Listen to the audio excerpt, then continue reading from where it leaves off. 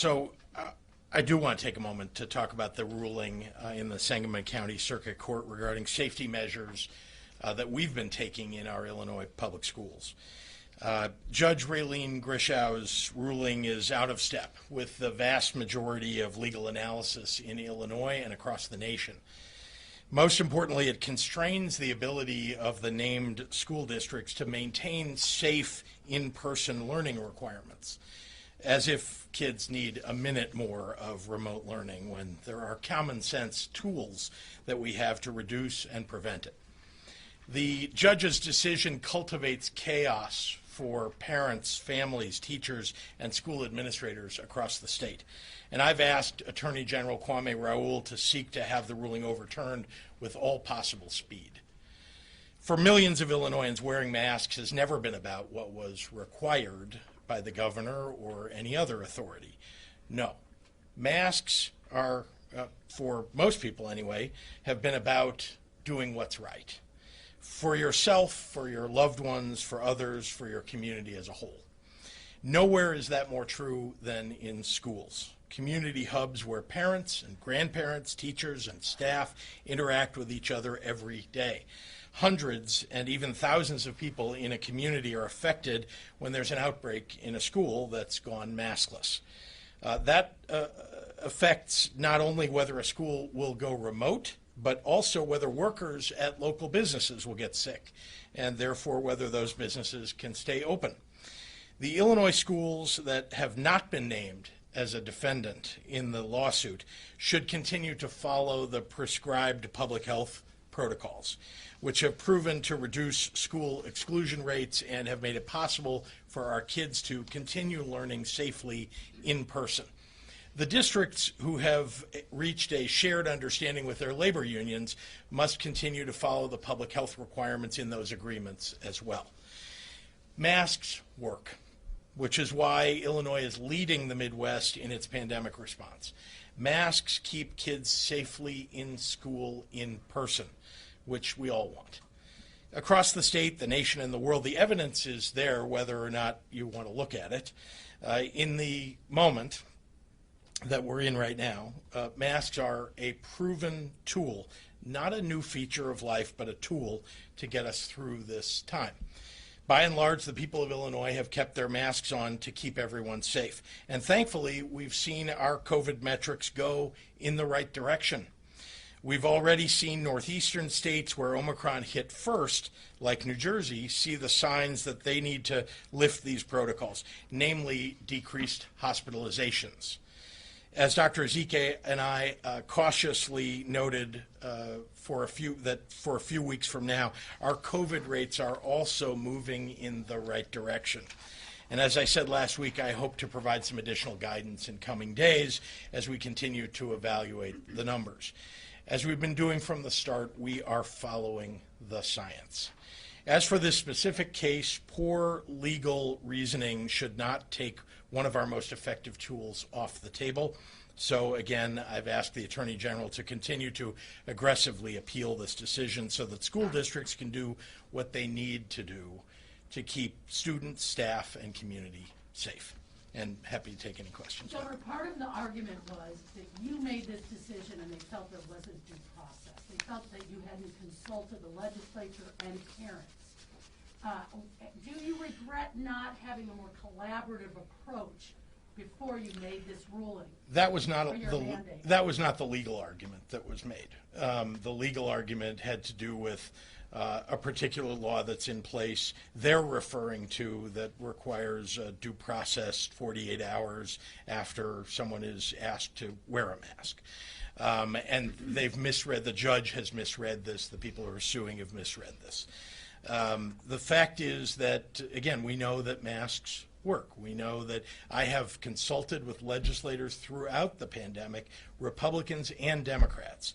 I've pointed out to many people that the very earliest moment when we put a mask requirement in was a moment in which I went to discuss this with a Republican legislator. And actually he was very encouraging about this is something we need to do right now. The minority leader in the House someone else who also believed that we needed to be very careful in our schools. Again, this is all conversation that's been going on for quite some time now. The legislature has had an opportunity to weigh in.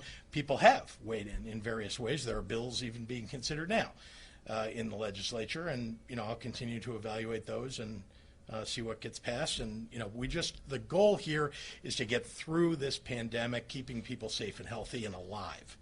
Okay, so the governor of New Jersey, Democrat, just announced that no more masks in schools beginning the second week of March. Everyone wants to know, what metrics are you going to use to remove mask mandates in schools and in the state and get rid of the vaccine passport? Hospitalizations. I've been saying that for quite some time now. As you know, we reached an all-time high in hospitalizations at around 7,400. Even with Omicron, which was less virulent than previous strains of the virus. And so out of abundance of caution, we've always said, let's look at where we were. Think about where we were when the mask requirements were removed last summer. I don't know if anybody remembers that. I think we all were very optimistic. We saw those numbers, take a dive, the hospitalization numbers take a dive. We watched very carefully. We saw for 2 incubation periods that things kept moving in the right direction, and indeed, I believe on June 11th, we removed mask mandates. Then, as you saw, a month and a half later or so, we saw these numbers start to rise, became concerned in particular about schools coming back in and the transmission of the virus through schools into communities. And so we began to ask people to put masks back on. That's going to be something we're going to have to consider all the way along here, even if we remove the requirement that people wear masks in various settings. There may come a time in the future when we would want people to put their masks back on. That's why we're fighting this case and appealing this case. What numbers? Could you be more specific? Where should the hospitalizations be? Well, significantly below the peak that we were at. We're, as you know, a little less than about half of what that number was. And so, again, we're watching very carefully. I'm listening to the doctors about what numbers they believe are correct. And no doubt we are heading in the right direction. So you'll be hearing more about that. Dr. Ezike keeps saying if we hit 400 cases a day, we'll drop the mask mandate. Is it her decision or is it your decision? Because last I checked, she's not an elected official, but every week when we go to the press conference, she says, do you want non-scientists, non-doctors to make decisions that will affect seriously the health and lives of the people of Illinois with an epidemic that we have seen, a pandemic that we have seen? The answer is yes, of course, the ultimate decision is mine, but you want me listening to the best experts that we have, and I do, and it includes our Department of Public Health, but also, as you know, we've got some of the best epidemiologists in the world here in Illinois at private institutions, at public institutions, and I rely upon them as well, talking to them on a regular basis. Marnie. Governor, what do you tell superintendents right now who are trying to figure out what to do? I mean, are there tools the state can give them? Are there updates on when you think there's going to be a decision? My kid's superintendent was saying, imploring parents, not to send their kids to school without masks. So, for the people on the front lines, what can you help them? Well, the judge has created a tremendous amount of confusion, even in the way she wrote her decision. So that has been problematic. We've asked and did, in fact, have the Attorney General's staff talking to the staffs of schools all across the state over the weekend to give them, their best advice and allowing them to make decisions for themselves, of course. But we want to make sure that we're getting an appeal heard as soon as possible so that we can, rid ourselves of the fog of the, a frankly not good decision by the Sangamon County Court. Governor, I mean, you hit the nail right on the head when you said you said cultivates confusion. I mean, this is a note from my daughter's own school superintendent from last night, where they said until we get clarification, students can make their own choice regarding wearing masks in our school building. So they are saying it's up to you now. Well, the school districts, no. At this point, this is not a decision for the governor. This is a decision that was made by a Sangamon County Circuit Court that needs to run its course in the judiciary, and it's being appealed immediately. So we hope to have answers very soon. We're asking for very quick decisions about, remember, it's a decision about a TRO, not about the case itself. So it's really a question about a temporary restraining order that she's put in. And so we're hoping to have that reversed. And of course, she's been asked to reverse it. That's the first part of the process. And then the appeals court is asking. That's all happening in a very compressed But amount are of time. school districts wrong to be sending a message like that? I mean.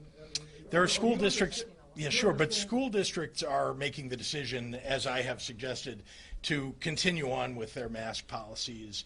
Many school districts are. Some are, because of the advice they're getting from their own attorneys in their school districts, are making different decisions. I would say, listen, you ought to err on the side of protecting everybody in the school, and particularly all the people who interact with the school. That's the goal here. That was always the goal. But let's remember what we're really talking about. This is a tool. Masks are a tool for us to deal with a virus that no one has been able to get complete control of. We have vaccines, thank goodness, which help an awful lot, as you know. And we want to encourage everybody to get vaccinated because that really will keep these numbers down. But the more you've got maskless people interacting in large spaces together, if we start to see an uptick because there's a new variant, we're going to be in deep trouble if we don't have the ability to have people put their masks back on. This It has isn't about become a masks, it's about political vaccines. argument as well, obviously. Sure. Your opponents are going to. Yeah, there's one that isn't even vaccinated and says he won't get vaccinated. So They're going to say you created the chaos, not the judge. I mean, No. that's just how it The goes. chaos- That's the how it cha- goes politically. let's start with this. This virus created chaos. Let's face it. I mean, all of our lives have been upended by a virus that no one expected. And then the question is, what is the human reaction? What is our community, our state's reaction to that? And we have reacted in a way that has saved lives. And we have the best rate of vaccinations in the Midwest. We have a tremendous record of keeping people healthy and alive during this terrible time that we've been in. And it's because we have these tools, right? There's an additional tool, right? There's testing, there are vaccinations, there's masking. There's an additional tool that we now are about to get, and it's already arrived in some places, and that's new treatments. We had some treatments that were good for previous variants. We now have new treatments, some of them oral treatments, that are going to become much wider available, and I think that will help us even more to remove mitigations. Governor, you knew that a ruling was coming on this one way or another. Why wasn't there guidance ready to announce on Friday, or even sooner perhaps, about what schools and teachers and parents should do in response to a situation like the one we're in right now? Well, this is the guidance actually we've been giving all along, which is these are the things that are the tools that can be used to keep everybody healthy. We've provided the same guidance. People should wear their masks in schools. Teachers, staff members, students, et cetera. It's the same guidance I'm giving you today. But I'm speaking to the confusion that schools are now facing today in terms of, well, which one do we do? What do we follow here? Why wasn't there guidance announced for how in specific, who they should listen to? Should they listen to your guidance, or should they listen to what a parent wants for their own kid, or how they should handle that situation? Well, we had mitigations in place, as you know. These are requirements. And so that was the guidance. That is the guidance continuing to be.